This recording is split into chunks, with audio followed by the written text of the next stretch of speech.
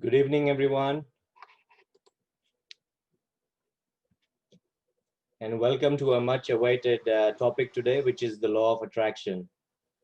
Most of us do accept that the law of attraction exists, but we often think of it as a coincidental or happening once in a while. We don't really think of it as a universal law of science. We don't give much thought to the fact that we are attracting every day, whether we want things in our life or not. We have all heard of affirmations or vision boards and may have attracted things with these techniques. I certainly believe it works when you are consistent with it. I just wanted to share a story about myself. I want to give you an example of a dream home. Basically, I have this vision board in my bathroom where you can't miss it. You see it every day, right? It's on the mirror when you're brushing your teeth, so you see your vision board every day when you wake up in the morning. And I had this random 3 4 pictures of the kind of house I want for myself and my family, right? And it so happened, to cut a long story short, we bought a property about 9 months ago, and I've designed a house on that property. And without even knowing, when I look at the design now, there are many elements of the pictures that were on the vision board are actually unknowingly now in our design, and we are actually going to move into that house early next year. So it is phenomenal how this magic happens. So I certainly believe it works when you are consistent. So if I'm sure it reminded you of some incidences in your own life when you attracted something you have dreamed of, then let us then let us ponder on why it happens rarely and not on a regular basis. Today's discussion is very interesting as we are going to find out from our expert speaker simple techniques of consciously attracting what we desire and living with greater understanding. Just general housekeeping, kindly keep your profile on mute, and if you want to say something, use the chat function. And if we do encounter any technical difficulty, please come back in using the same link we provided earlier. With that, I'll hand you over to Kalyani. Thank you, Sachin. That was a very fitting introduction. And when you narrate your own story, I think it becomes very relatable. And so I'm going to just invite Jayanti as well, because we are going to do a conversational style introduction today about law of attraction and what we all think about it. And I'm sure there's a lot of secret fans here who are the Secret book and the movie fans, I mean, who've got their own views and who've got stories to tell about implementing the secret in their own life, I'm pretty sure. Jayanti, what do you think about the law of attraction? It's so interesting that we call it a law, right? Because a law is something that everyone has to abide by. And that's how the universe works. It's a law, so the universe abides by it. And a lot of people think, some people have told me that they struggle with manifesting. And I had a conversation with a friend. I don't know if Onkar is on here, but Onkar was discussing with me about the struggle with manifesting. And I always think of it as it's never a struggle because we're always manifesting. So it's a matter of whether we're conscious of it or not. And sometimes people think about it as, hey, I'm just going to think about an elephant, and would an elephant then appear in front of my eyes? Probably not. Because it doesn't work like that. It's not a magic wand, right? But in a certain way, it's a scientific magic, if I may call it that. And it's very subtle. It's about a lot of these things that we're not aware of. So I think it's a lot about awareness. So yeah, I think there's so much to dive into when it comes to the subject of the law of attraction, and it's always in play. So I want to share a little bit of a story, which is on the subject of manifesting in the law of attraction. And one day I used to listen to this miracle meditation. It's just a fun thing that you listen to. It says, oh, tomorrow miracle is going to happen with you. And you just go to bed saying, oh, tomorrow miracle is going to happen with me. And then I wake up in the morning and I work in a lab, and sometimes it's so hard. You keep losing these marker pens everywhere. And then I went to the lab, and I unexpectedly found that there was a marker pen in my pocket. And I said, oh my God, you know why this happened? It's because I was listening to the miracle meditation yesterday night. And to another person, they would say, well, it was a Sharpie. You put it in your pocket, you found it. What's a miracle about it? But to me, it is a miracle. And it's just about how we look at things, whether or not we're in awe of what the universe has to offer us. I think that's what the law of attraction is about. What do you think, Kalyani? Totally agree with that. I know. I mean, sometimes we're so victims of habit, or victims of, just living life as we've been taught for generations maybe, that we overlook the little things, taking note of the little things. And when you take note of even the smallest thing, it shifts your mindset. And as you may have heard through so many things, and even science says that you're made up of molecules and they're all vibrating. So therefore you have an energy that is vibrating constantly through your body and through your mind as well. And what you put out there is what you attract. So if you're raising your vibration just by looking at a beautiful flower and thinking, oh, wow, that's a pretty flower. The universe is so beautiful. And the next moment someone will give you a smile just out of nowhere. So it's all about aligning your thinking to that. I mean, 100% you can never be in that frequency for sure. But the more you become aware of it, and you'll also notice the reverse happening. So if you're in a bad mood, you're thinking something, you'll end up, tripping, hurting yourself, or just dropping something, breaking something, getting into some unnecessary argument probably, which was not warranted. But I think the remedy for that, for me, I think, is you shift gears consciously, and then you change your mindset. And I think the ability to forgive yourself and forgive others in that circumstance will shift your vibration instantly. I guess it's a matter of practice as well. And when you say the law, Jayanti, it's scientific. Everything abides by the law, and that's quite true. So why is it that we're not attracting everything we desire?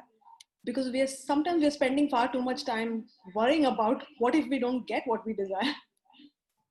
And that's when our thoughts are more aligned to what we don't want. And when you think about what you don't want, you'll get what you don't want. So I know it's very simplistic and it sounds like I'm preaching a bit, but it's a fact. And I think we're all in the process of learning. If it works for what you want and for what you don't want, then why not keep thinking about what you want more often? So we're very lucky today because we have a recording from our guest speaker, and Jayanti will tell us a bit more about the guest speaker. Yeah, so previously we had decided to do this law of attraction webinar in person with Brooklyn, but unfortunately she wasn't available at the time. So we decided to do a pre-recorded session with her, and she was really lovely to talk to. And she's clearly, you will see why I'm saying this, is clearly an expert on the subject of the law of attraction. In fact, earlier, I think last year, she was going to travel to India to give a talk on this subject, but unfortunately COVID happened and she couldn't come. There was a bunch of other things, but she's clearly an expert on this subject, and you will see why. I think her law of attraction worked because she's, addressing audiences that have an Indian background, some of them. Oh, yes. So, yeah, technically her law of attraction really worked. Maybe we were the vehicle for that to happen. Yeah, so I think the next slide is the pre-recorded session. It's just the usual Q&A format, very conversational, easy flowing style. And if you do have any questions or any feedback at any time, just feel free to use the chat window so we can have a more detailed discussion about all your questions and feedback after we listen to the recording. introduce our guest speaker, who's Brooklyn. Brooklyn, she has been a psychologist for many years. And what I loved about when I read through some of her testimonials, when I read through her work, what I really liked is like this integration of psychology and spirituality that comes together. It's a very interesting vibe that I get from you. And I know that you've been coaching psychologists to improve their own practice. So I'm really interested in hearing about what you have to offer in terms of spirituality and psychology and just everything put together. So I'm really excited. Welcome, Brooklyn. Thank you very much. I'm really excited, and thank you, Jayanti and Kalyani, for having me here. Thank you so much. Right. So, Brooklyn, before I progress to ask you questions, do you want to, in a nutshell, tell us what you think is the law of attraction really for our audiences from a very simplistic point of view? Well, a very simplistic point of view is that the law of attraction is one of 12 universal laws. And this particular law suggests that whatever you send out into the universe, you receive back. Like what you're experiencing in the world around you at home or in business is a direct reflection of your past thoughts, feelings, and behaviors. Great answer. Yeah, I like how you summarized it. So yeah, like a definition, and very scientific definition. I think that's because people who think very analytically, I think they will really welcome this kind of definition and start thinking about it. If they think it's too airy-fairy, I think this will kind of give them some insight into it is a universal law, and you need to check on your behaviors and your thoughts to see what it is that you're attracting. Absolutely. I think, there is a sense of it being airy-fairy because there was the film called The Secret that came out a long time ago. And the good thing about The Secret was it created a lot of discussion and it created a lot of interest in things like the law of attraction. However, that documentary only discussed some of the features of law of attraction. And so what happened was lots of people that watched The Secret followed all of the steps that were presented in that movie, and they didn't get the outcomes that they had desired. And so then they thought that the law of attraction doesn't work. It's not that the law of attraction doesn't work. It's always working. You are always manifesting. The difference is whether you're doing that with intention and whether you're doing that consciously and you're choosing what you're going to, bring into your world, and you're choosing what you're going to experience or not.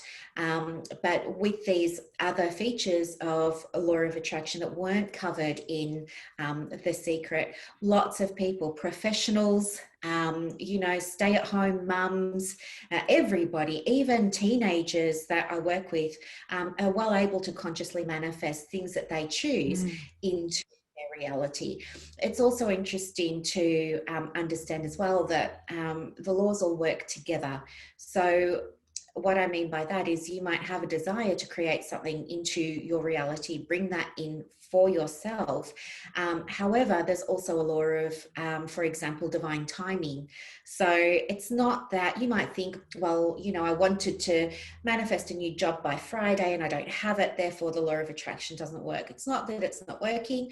It's that we also have to understand that there's a divine timing law at play as well. So it could be maybe the following Friday that you get the job. Doesn't mean it's not happening, just means the universe needs to reorganize a few things in order to bring that through for you. Make sense? Absolutely, yeah. I think people love often... that. The law. I've never heard that phrase before. I really like it. I'm going to make note of it. Yes. Okay. So very on point, the next question. So, we talked about it being scientific. So I'm going to ask this question and then I'll ask Jayanti to ask the next one and so on. So is the law of attraction backed by science?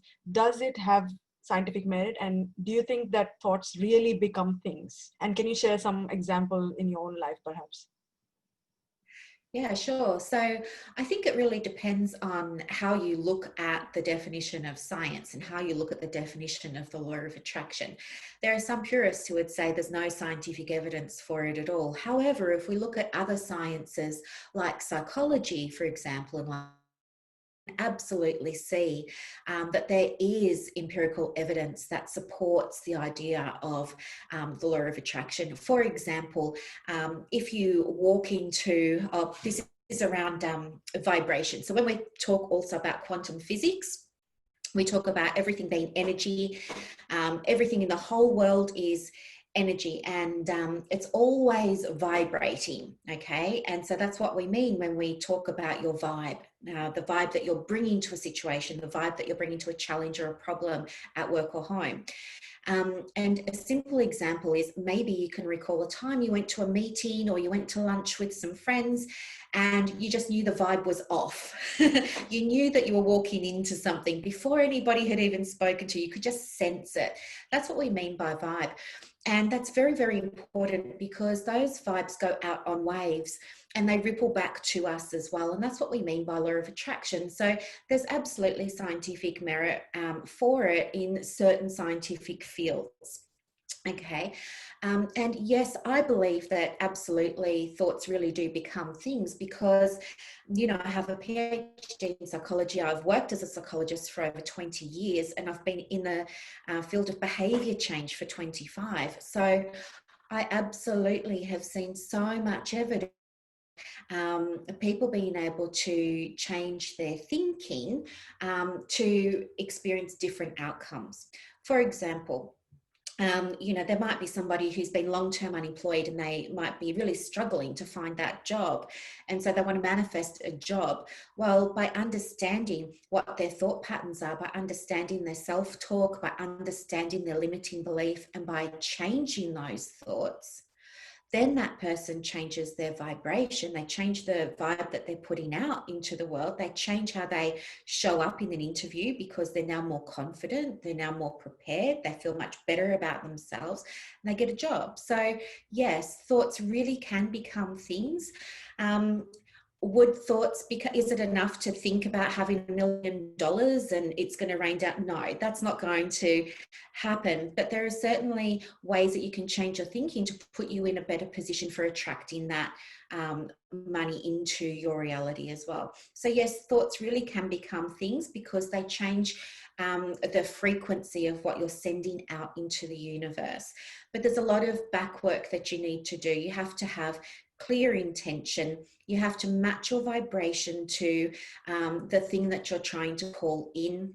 So if you're trying to manifest and you're saying, I really need $500 for surgery, I really need $500 to pay the electricity bill, or I really need that money. If you're coming from scarcity, you will get back scarcity. So although you don't have the $500 and you are afraid of what's going to happen if you can't find the money, you have to allow yourself to be disciplined and tune into how it's going to feel when that money arrives. How will you feel then? Well, you'll feel relieved. You'll feel happy. You'll feel like you can go and get your teeth fixed or the car fixed or whatever it is, the electricity bill paid. So if you can step into that feeling now, that's how you become the vibrational match and you call it in.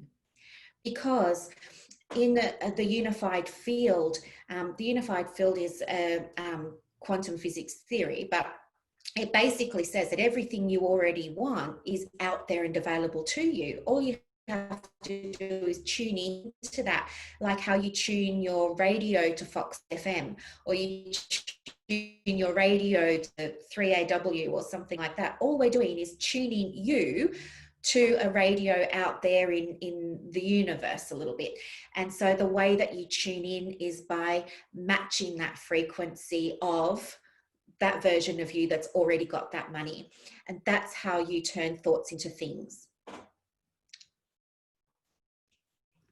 That was amazing. I loved how you simplified it so well. And I think this is a very classic mistake that people make, right?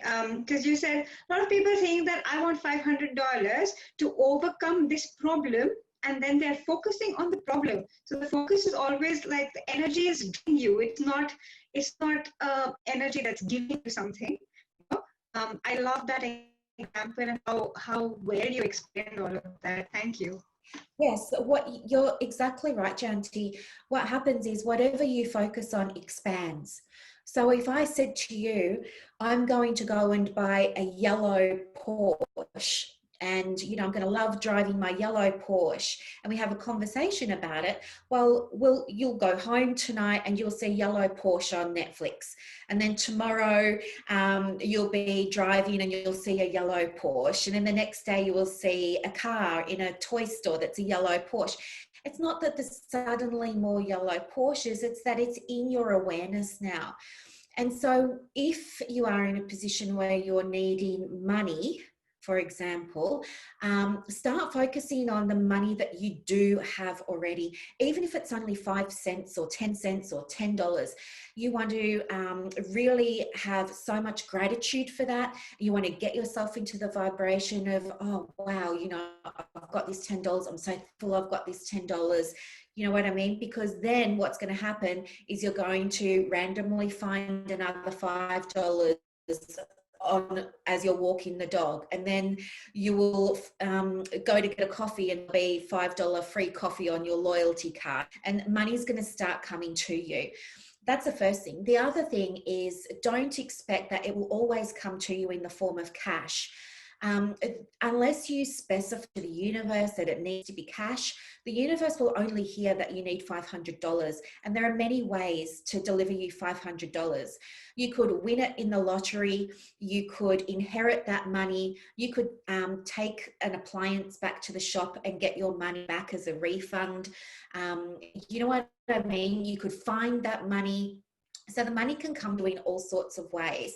So be prepared to receive, but in ways that are outside what you might be expecting. That's great. I could talk about this all day. I think people forget to notice these things. That's You wonderful. made a very good point about it can come to you in many different ways. And sometimes if you're looking for help, the most random things can happen, and whatever your challenges will be overcome. And oftentimes I think people forget to give thanks to that, the resolution. Can you hear me okay? Yeah. Okay. If Let's move to the next question, if that's okay. Oh, there's no image there. Anyway. Jayanti, do you want to ask this question? Yes, sure. So what we were thinking was that people often think that you have to sacrifice one thing to get another thing. And in India, we also have like all these religious customs where, not just in India, I'm sure it's in all religions, where you have to like go through some kind of pain or suffering or something like that in order to get something. This is a very classic belief that's so traditional, and it's sort of just imbibed into our brains since so many generations. It's been passed on. You have to go through endless pain and suffering. You have to make so many sacrifices in order to get what you want. So what are your thoughts on this, especially in the law of attraction framework? I think with the law of attraction, it's not about sacrificing things. It's not about thinking about the past. The law of attraction is present and future focused. And there's always a lag, there's always a delay between what you want and when it arrives. So it's not necessary for you to sacrifice something in order to receive. In fact, when it comes to law of attraction, it's very, very much the opposite. We need to acknowledge what we already have in order to create abundance. Now, abundance is a term that lots of people use now instead of saying the word money, but it can also mean lots of other things as well, like an abundance of friends, an abundance of opportunities, an abundance of experience, of love, of all of those sorts of things. So no, sacrifice is not required in order for you to be able to manifest the things that you want into your reality. And it's okay for you to still have those beliefs, if that's your tradition, and that's fine. Law of attraction sits alongside that. It's not replacing one or the other. It's just an extra way of viewing things. And I would encourage you to maybe just experiment with trying to manifest something really small and see for yourself that you don't need to sacrifice anything in order to bring something into you. It's not about that at all. I remember when I first started manifesting, I was loving it. And I told my mum all about manifesting. And then she said to me, oh, I want to have a go. Can you teach me how to do it? And I said, sure. And we were down by the beach. And she said that she wanted to manifest a piece of Jaffa, you know, chocolate orange flavored fudge. And we were only near fish and chip shops. So I didn't know where we were going to get this fudge from, and I started to have doubt that it wasn't going to work. But I told her, maintain that vibration, hold on to the intention that this is what you're going to manifest. Imagine that you've already got it. Imagine what it tastes like, feels like, smells like, how you feel having it. And so that's what we did. And then on the way home, I stopped to get coffee. And in the coffee shop, there was a great big display cabinet that had all different kinds of fudge in it. And I was really excited. And then I asked the lady behind the counter, do you have chocolate orange fudge, Jaffa fudge? And she said, no, she didn't. And then I got upset. And I was waiting for the coffee, and then a lady was mopping the floor. She was just cleaning, and she asked me why I was sad. And I said, oh, I was trying to manifest some fudge for my mum, and it was a Jaffa flavor, but you don't have it. And she said, but I do have it. It's in the kitchen. I just haven't cut it up yet. And it was just so random that this really unusual flavor of fudge, this lady had it in her kitchen. And so I went into the kitchen with her, we cut up some fudge, and I took it to my mum. And so this is the thing, it's nothing about sacrifice. It's about how much you get yourself into that vibration, and it's about how much you really believe that it's going to happen. Once you believe that it's going to happen, your thinking changes, your behavior changes, your vibration changes, and you get into that abundance mindset, and all the doors open for you. Perfect. Can I ask something along the lines of what we're discussing? Because sometimes people, have this perception of, oh, these people are just so lucky. They seem to manifest all the time without putting in the work. Without putting in the work is some people, the way they perceive others manifesting, whereas they think, I'm doing all this, I'm putting in all the work, but it just doesn't favor me. The universe doesn't favor me. So is it true that, you still have to put in the work? Obviously you can't get results without putting in the work. So why is it that some people put in the work and it seems like they're effortlessly getting things, whereas others are not manifesting? I think there are lots of factors that can influence how well you manifest. And the most important one is your vibration. So if you're manifesting from envy, from jealousy, from scarcity, from lack, from poverty mindset, all those things, you're never going to get what you want. The other thing is you do have to do inner work. So you have to understand what you're believing. So if you really want to manifest that job, but you tell yourself, yes, I want to manifest the job, I'm imagining I have the job. But if you hold a belief, I'm not good enough for that job, somebody younger than me will get that job. That job's probably already gone to somebody else that they know. What's the point? Then you send in an application that's not your best application. And if you get an interview, you don't show up in the best way and you don't get the job. And then you say, see, manifesting doesn't work. You're always manifesting. Everything you experience now is a manifestation of your past thoughts, your past feelings, your past actions. So you have to do that inner work first and get yourself into a state where you can believe. And here's the other thing. A lot of people use affirmations, but they're no good because you haven't created them for yourself. Don't look online at somebody else's affirmations because they're not going to connect with you. Like, I can't look in the mirror every day and say I'm beautiful or I'm skinny or I'm attractive or whatever it is, because I just don't believe that. But what I could do is I could say, I am in the process of losing weight. I am in the process of becoming better at manifesting. I am on a journey of personal development at the moment. So if you use the words like process and journey, then your mind says, okay, well, she is, I can't argue with that. That's true. And that's believable. And it sets you up for a better outcome then. If you just say, I'm skinny, I'm skinny, I'm skinny, I'm skinny, I'm wealthy, I'm wealthy, I'm wealthy, your brain says, no, you're not.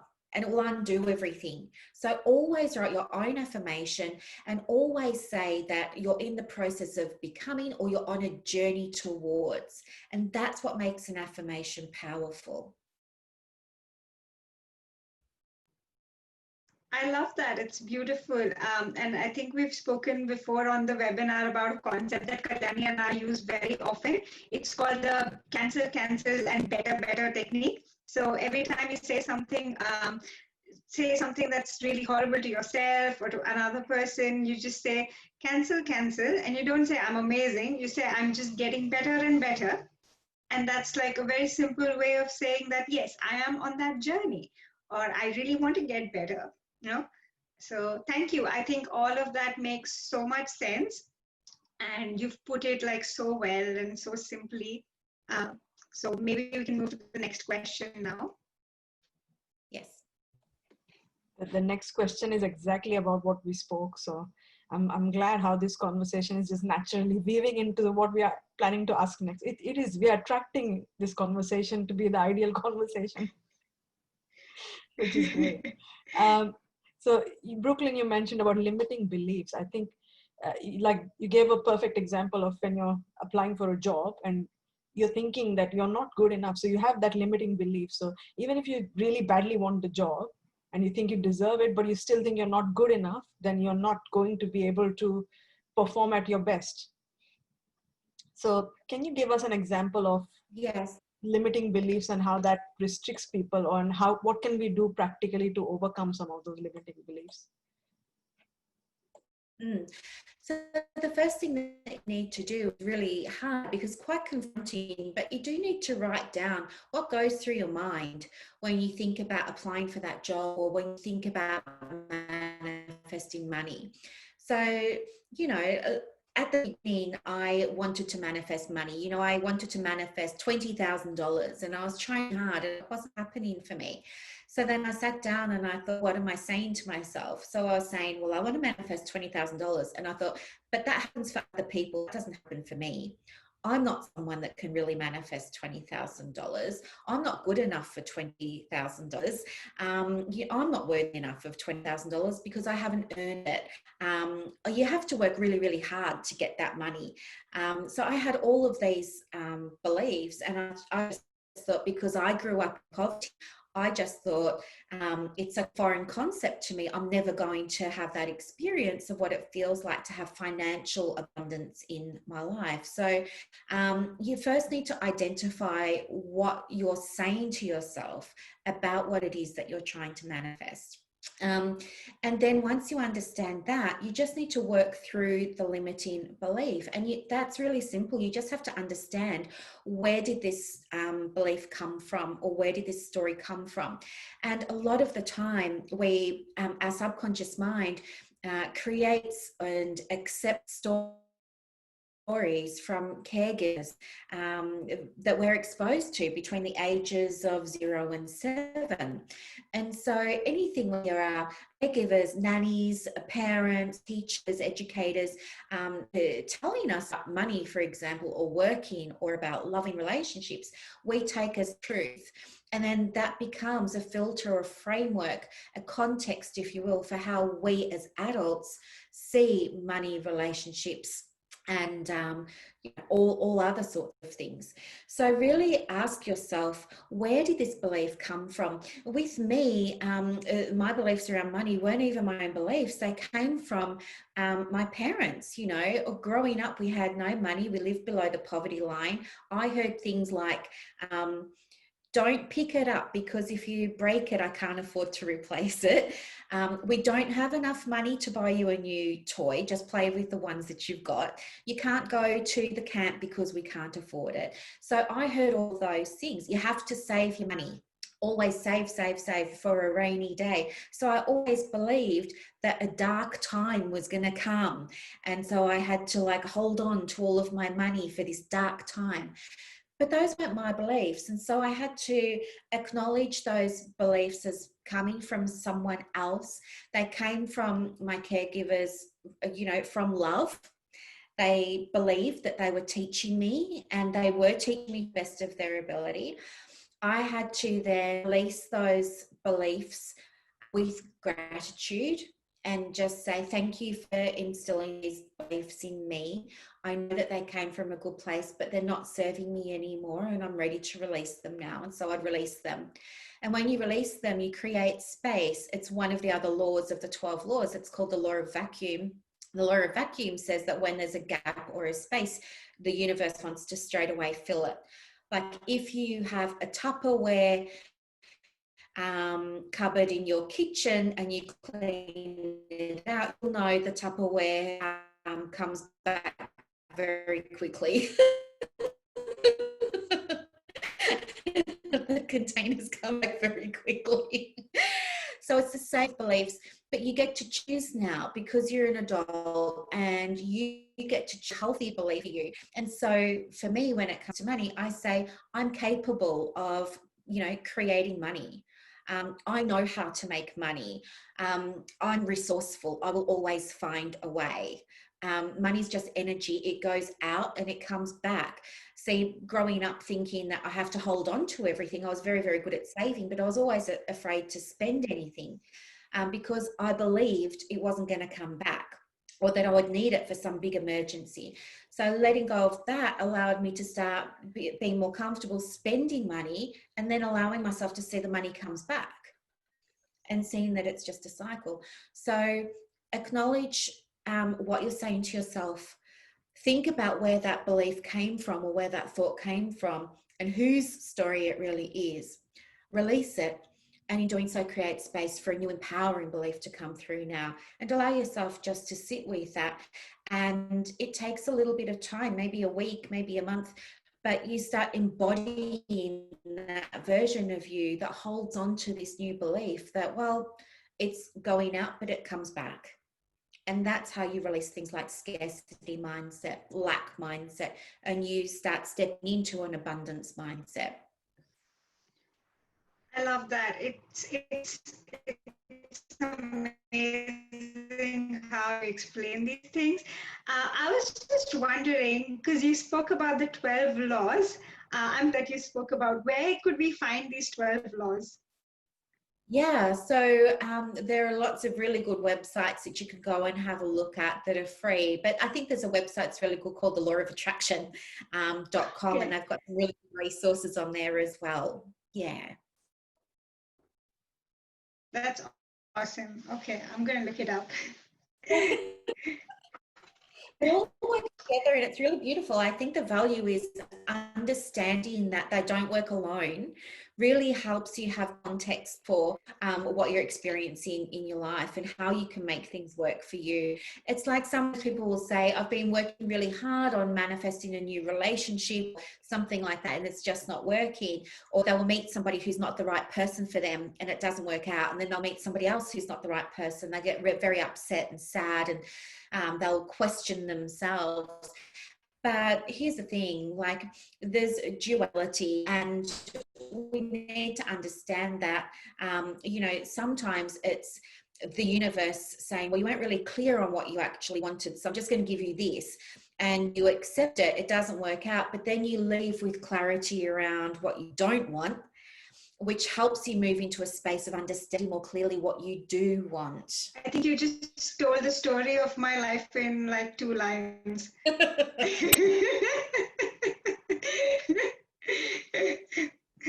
All right, maybe we can move to the next question. Yep. So this one's also about, you know, some deep-rooted mindset or cultural things that you may have been exposed to in your childhood, etc. So, you know, just like the one that where we think we need to give something in order to receive something, making the sacrifice, and how you shattered that myth for us. So that's perfect. This is about becoming superstitious. You know, sometimes you think, oh, I always get a job when I wear the white shirt, so I should wear the white shirt. That's when I can manifest best. And then, oh yeah, I didn't get it because I was wearing black that day. So people can, even if they're not superstitious, I feel like you kind of remember the things that happened when you manifested something, and you feel like, if I do the same thing, or if I wear the same thing, if I spot the red car on the street, then I'm going to be lucky today. Is it true that people do become superstitious, and what's the, you know, what can be some of the problems with that? Yes and no. I think if you're obsessed with superstition, it could be very, very limiting for you. But one of the other things that is really, valid and very, very interesting is this idea of energy, and having all of these different waves of energy and these different vibrational frequencies happening all the time. We know when it comes to manifesting and when it comes to quantum physics that you can actually, request signs from the divine, or from energy, or from mind, or whatever you want to call it. You can ask for signs that serve as indicators for you that you are on the right track. And sometimes that can be very reassuring and very comforting. And so, for example, some common ones that people will say, well, if I see a butterfly, that means that something good is going to happen to me today. Or they might say, if I see, like, my one is consecutive numbers. If I see 1111 or 333 or 555 or something like that, then I think, oh, that's the universe telling me I'm on the right path for something. But you can't hold too much faith in that, because while it's nice to have that little feedback and gives you a nice feeling of reassurance, at the end of the day, you always have control over what you're manifesting. It is not magic. It's just you using your mind to set an intention, to focus on what you want, and to take aligned action to help the universe bring it to you. I think one of the things too is with superstition, sometimes we think that that is the how. Well, you know, it's going to happen for me because I saw, or because I wore that black shirt or that white shirt. But here's the thing, when it comes to manifesting, you don't really need to worry about the how. It's kind of like the universe accepts your order that you put out there, and then it's going to serve it to you when the time is right. We've all been shopping online lately. I know I have, but if I order a book on Book Depository or Amazon, I just find the book, I put it in my cart, I go to PayPal, I pay for it, and then I forget about it. And then 2 weeks later, it arrives on my doorstep. But there's all this stuff happening behind the scenes. I'm not ringing Amazon every day saying, where's my delivery? Has somebody packed it up yet? Did you wrap it? Has somebody posted it? Has somebody taken it down to the mailbox? Is it in Melbourne now? Where I'm not stressing over all of the little steps. I'm trusting in the process of placing my order, and I'm trusting that Amazon and Australia Post are going to deliver it to me on time. And that's what we need to do with manifesting. If you're so focused on superstition, you're going to be very worried about the how, and it's nothing to do with that. The how is not your job.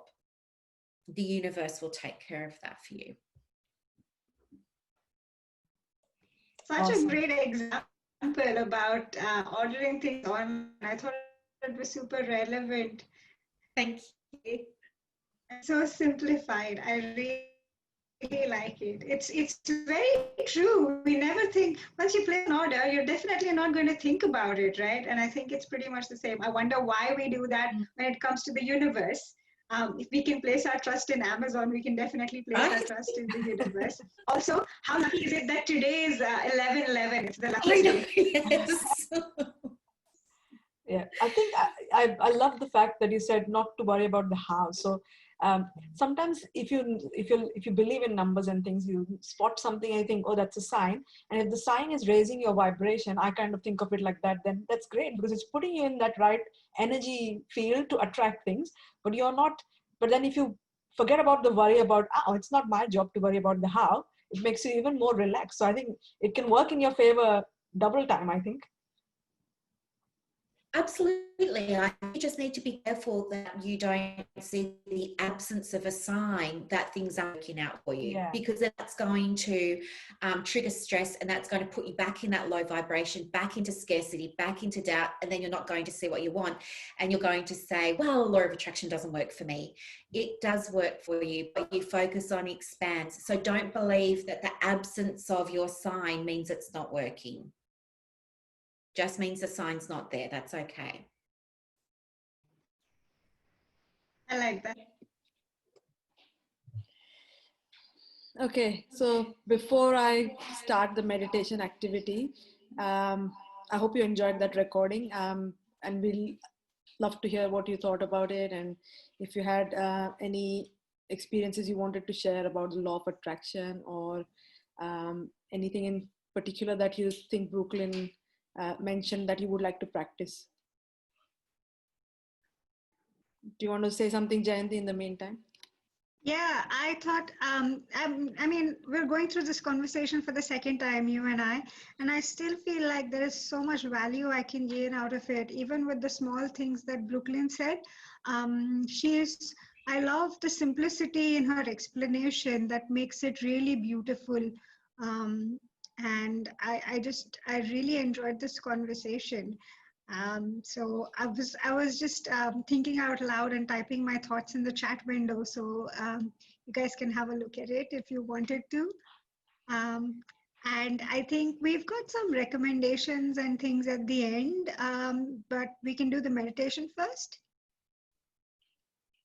Yep, certainly. So it's going to be just a 5 or 6 minute meditation. So can we start it? I think there is a music embedded in this slide, but let's see if you can hear it or not.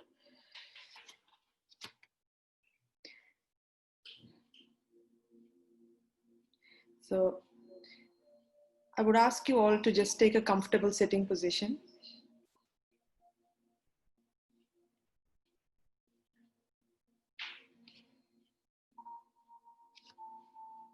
Close your eyes and take a deep breath.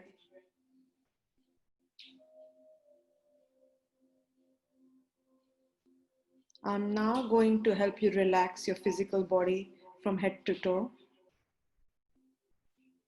starting with your scalp, skin covering your head. Take another deep breath. Now, relax your forehead and eyebrows. Feel your eyelids getting heavier. Feel the muscles of your face softening. Take another deep breath. And now release all tensions and pressures from your neck and shoulders. Relax your arms, hands, and fingers. Take a deep breath. Feel your lungs filling up with fresh air. And as you release, feel your chest and abdomen relaxing.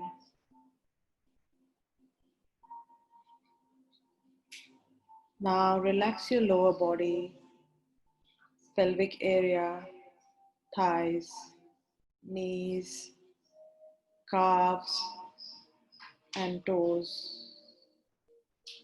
Now as you relax, become aware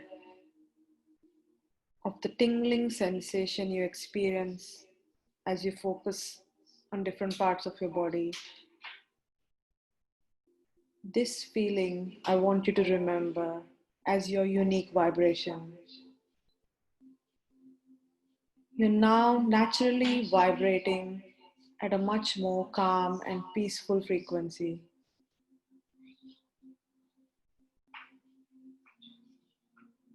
Now, visualize yourself standing on a lush island. Soft breeze and the warm sun touching your skin. You're surrounded by greenery everywhere and beautiful turquoise waters around you. Hear the soft sounds of nature, the waves, the breeze, and birds singing in the distance. Your body and mind are now completely relaxed. Reflect on your day and bring to your mind one incident that made you very happy today. It could be anything: coffee with a friend, a walk, looking at the sunrise, reading a book, being able to relax, being able to take a nap, spending time with your child, having a conversation with someone you really like. It could be anything. Just go back in that moment and feel the exact emotion that you felt when you were enjoying this particular incident. And now, give thanks for being able to experience something that you truly enjoyed. Why am I so lucky to be able to do something that I truly enjoy?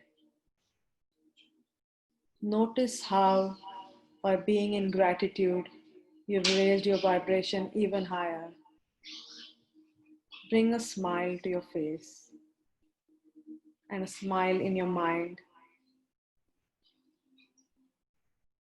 You're consciously vibrating at a higher,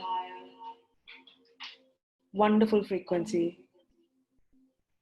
And now, walk along the island and you see a beautiful cottage.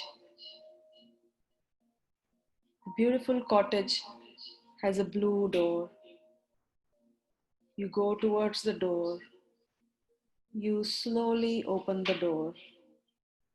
And inside this beautiful cottage, you see yourself. You see yourself living a day of your truly desired life. Whether it's wealth, abundance, good health, becoming fit, spending the day with your beloved, seeing yourself successful, you see yourself there and all the people that matter to you in that scene.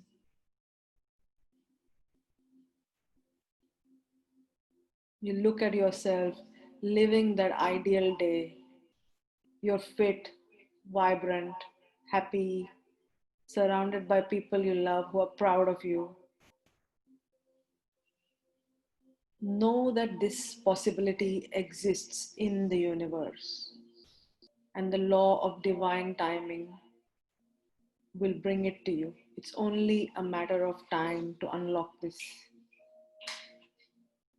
And now, as you bring this vivid picture and see more detail, step into that version of you.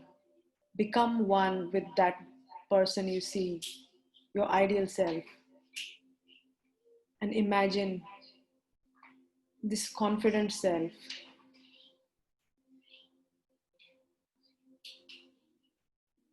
Your vibration is now even higher. You are one with this future self with unlimited possibilities. Know that the universe is working for you. The universe truly has your back. And just release all the doubts.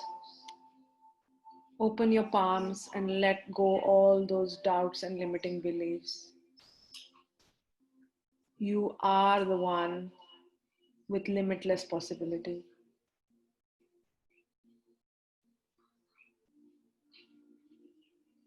And now, We will slowly come out of this meditation. I'm going to count you out. At the count of 5, you will slowly open your eyes. 1, 2, 3. Remember, you are like a broadcasting station where you are sending out these vibrations, these frequencies, and the universe will provide the exact match of the frequency as the manifestation in your life. Be assured, be confident, and be thankful. Take a deep breath. 4, 5. Open your eyes.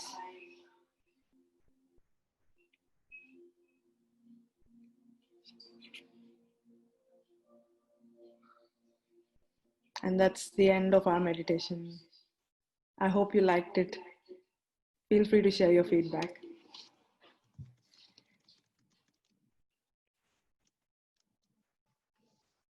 I loved it. Thank you so much.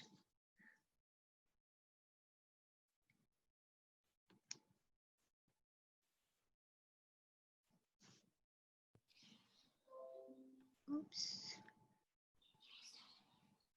We lost the slides. Yeah, we'll get it back. Yep. So I hope you enjoyed the meditation. It was something that I was thinking this afternoon, what should be the script of this meditation for greater resonance? And then, I don't know, it just intuitively came, and I somehow visualized like this island and this cottage and the door, and being every step of the way raising your vibration consciously. So I hope you liked it. And now we can just quickly summarize today's session. I'll ask Jayanti to talk first. Yeah, sure. So I think there were so many good takeaways from what Brooklyn said. But some of the key things I really liked was she spoke, like I said to Brooklyn before, I love her style of integrating some psychology and spiritual things together. So she has a great experience of being a psychologist for 20 plus years. And so the way she talks seems very scientific. So I really enjoyed that it really comes down to the small, really subtle things about our thoughts, our conditioning, our vibration, the vibes that we bring along. I thought that was really amazing. um, then we also spoke about abundance. The universe is abundant. We don't have to essentially make any sacrifices for things to happen in our life. Then we spoke about beliefs and how our beliefs, Brooklyn gave an excellent example about her own childhood, about having these bad beliefs. And one of the things that I typed in the chat window, which I really liked, was about releasing the beliefs. And what she said was, I'm releasing these beliefs with gratitude. So she's not coming from a place of hate or anger or like, why have these beliefs ruined me? It's not that. It's, I'm releasing you. You no longer serve me. And so you have a law of vacuum. So you make space for new beliefs to come in. Having faith makes you strong, not superstitious. So I think one of the key things that I took away from what Brooklyn said was that when it comes to superstition or believing in something, I think you have to really understand what the feeling is. Is it a feeling of fear and anxiety? Then I think it's time to let go of the superstition. Is it a feeling of hope? Is it a feeling of love? If that's the case, is if there's a crystal that you have, a particular crystal that makes you feel like, oh wow, this is really giving me hope and positivity, I would say hold on to it. And that's like positive feelings, right? But if you feel like, hey, today I don't have that crystal with me and I feel really worried and anxious, then I think it's time to let go of that feeling. So think about fear versus hope when it comes to superstition. So that's my basic summary of it. We can move on to the next bit about the recommendations.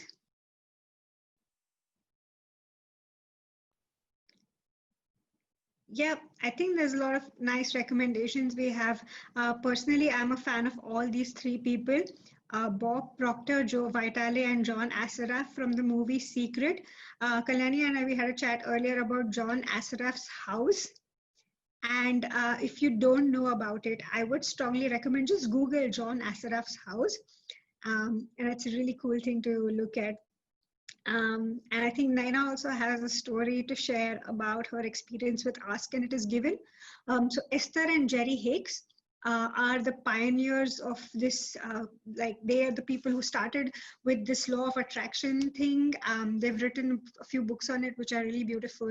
So maybe Naina can share her story about Ask and It Is Given. Yeah, I'm really thankful. This session was wonderful. I was really thankful when in your earlier sessions you recommended this book to me, Ask and It Is Given, and I really very much enjoyed reading this. And not only enjoyed, this book is so much practical that as Sachin was mentioning about the vision board, I created some PPTs for myself and for my loved ones. And then what I do is daily, before I go to sleep, I visit these PPTs. It's so interesting to visit them, and they are not static things, they are dynamic. Like I write everything, whatever comes to my mind, whatever I desire about for that person, and I write it down. And wonderfully so, I had one experience, I am just sharing it, that Jayanti was to get some permission from her supervisor, and the previous night I wrote that she has got the NOC, and she called me the next day and said she got the NOC. I didn't know that she was going to ask him, or I think Jayanti can elaborate how she met him and how it happened. Like, but I firmly believe that when I know what I want exactly, and when I precisely know what, and this PPTs have also cleared that to myself that what I really want. When I write down, I really know what I really want. And then it is amazingly coming true that whenever I write something on the previous day, in a day or two, some way I get to find that whatever I am desiring to get. So I would recommend that this book, Ask and It Is Given, is very useful and practical. And the way Brooklyn was mentioning and Jayanti was mentioning about superstition and attaching something, you know, some anxiety. This may sound very funny, but every day when I hang out my towel, I used to, I always wanted it to be perfectly hanged. So when I was doing it, I would say that if I don't hang it perfectly, something will go wrong. But instead, then after reading this book and even other books which were recommended here, I changed that to this self-talk that I am hanging it out perfectly, and this way my family is and myself, we are going to get better and better every way and every day. And really, it brings a smile on my face instead of that anxiety. If I don't do it, this will happen. I think small things also matter, and the day starts with a smile and a pleasant thought. So thank you very much, and I really liked this session by Brooklyn. Thank you. Thank you Thank for you. That sharing. was awesome. Yeah. Yes. Uh, I just want to quickly also share about Ask and It Is Given. So Naina started reading the book before, and then she used to talk about this dynamic vision board. And one day I was just having lunch. I was at work and I went to the shops. I was having lunch, and then next door this brand new bookshop opened, and I thought, okay, just let me go and see. And I was browsing, and right in front of me was the book Ask and It Is Given, and it was discounted, like less than half price. And I thought, the book has found me, so I have to take it now. But I've only started reading the book, and it is really incredible. I think I won't give away too much because Esther and Jerry Hicks, as Jayanti said, they're pioneers, and I've heard about them. And they've also done the Silva method that Jayanti and I did, the Silva immersion program, 4-day immersion program, the dynamic meditation. And I think what they have unlocked in terms of going deep and being able to connect to this intuitive guidance is next level, absolutely next level. And I think it's one of those books where the more you read, the more you get. and everyone probably gets something different out of it depending on what is your intention there. I will highly recommend this book. And even we're busy every day, and just if you want some snippets, Higher Conscious Habits is the go-to for Instagram. They share really, really uplifting and oftentimes even original ideas and thoughts, which I really like. It brings a smile to my face. It instantly changes my vibration. So definitely look at it. I would highly recommend. And there's the other books that we have. Obviously, The Secret. I think I've read The Secret long time ago, and I haven't revisited it recently. But I think if I read it now again, I'm quite confident that I will find something that I've never ever found in the book. I think the thing about The Secret is not just about the book, but I think more that you think about the authors on it, the people who were on The Secret, and some of them really, really stood out for me. These three people that you've listed, 100%. Bob Proctor also has a really amazing meditation that I would highly recommend. It's an abundance meditation, and I've done it a few times, and it feels beautiful to do it. It really changes his voice. The tone of his speaking is like really beautiful. I love Bob Proctor. Joe Vitale, just before we go, I wanted to talk about him. If people don't know, please look him up. His story is incredible. It's really incredible, where he came from and what he did. So it's truly inspiring for me. So yeah, I would thank you for reminding totally me. back that, because I've heard a few different talks, Joe Vitale, and I mean, to elaborate a little bit on what Jayanti said, he actually was someone who was homeless. He was a homeless man on the streets of Dallas or somewhere, I think somewhere in Texas, probably Dallas. And today he is phenomenal. And if you listen to what he has been able to achieve in life, you will absolutely discard all your limiting beliefs. He decided to become a musician and a country musician. I think he's released an album at the age of 55 or 60 plus even, I think. He has no musical background before that. So the things that he's been able to do by just erasing those limiting beliefs is phenomenal, really. Thank you. So thank you all for attending this session. I'm sure you got a lot out of it through Brooklyn also. If you want to get in touch with Brooklyn, she has her website. She does life coaching. So it's Brooklyn Storm. She also coaches therapists. So definitely she's an amazing person. And that's how I met her, through my therapist. So definitely I've heard so much about her, and it was so wonderful to actually connect with her. So if you'd like to connect with her, you can just go to her website and get in touch with her.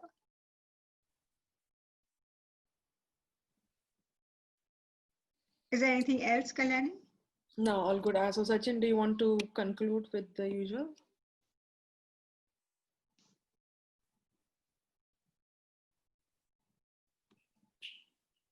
Just go to our Instagram and YouTube, Teja Discover Radiant, and you will find pre-recorded sessions that you may have missed. Feel free to write to us as well. And I think, as we mentioned earlier, and Brooklyn mentioned too, that the generic affirmations really don't work because they're not you, they're not made by you, and they're not made for you. So if you care about having a customized meditation, then we'll be very happy to be contacted and let us know if there's any specific area in your life that you're working towards. And Jayanti and I have been designing customized guided meditations for a few people, and we absolutely love to do that, and be wonderful to provide some guidance that you can listen to on a daily basis, and hopefully it can raise your vibration and attract what you desire.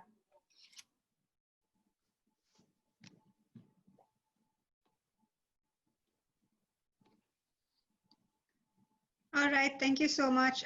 If there's anything else, then you can always get in touch with us on Instagram. We'll see you at the next webinar.